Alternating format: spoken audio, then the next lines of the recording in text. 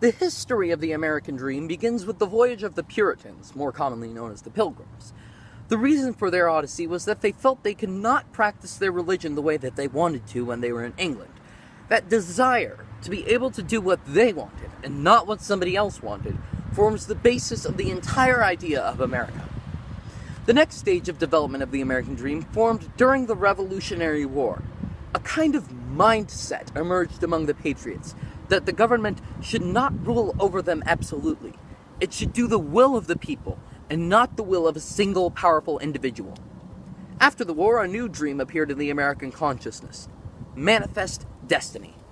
It was the idea that God had intended for the now independent Americans to colonize the entire continent, Atlantic to Pacific. The ethical ramifications of this idea are still being debated today, but the fact remains that the Americans succeeded in their goal. By the early 1900s, America was more prosperous than ever, and so was the dream.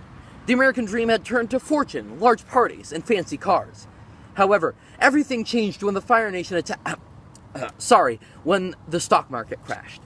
The dream virtually didn't exist during the Great Depression, or if it did, it existed in having any form of income at all. Luckily, this did not last. Franklin Roosevelt, with his New Deal plan, helped to bring America out of the Depression, with a little help from World War II.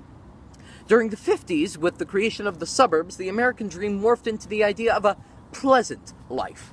The idea of the nuclear family took form. The breadwinner father, the housewife, and the 2 children, 2 cars in the garage, a suburban house with a white picket fence, etc.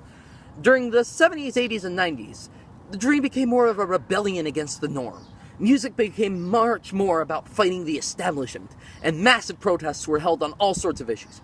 And finally, that brings us to today. Where we go from here, I can't even begin to guess.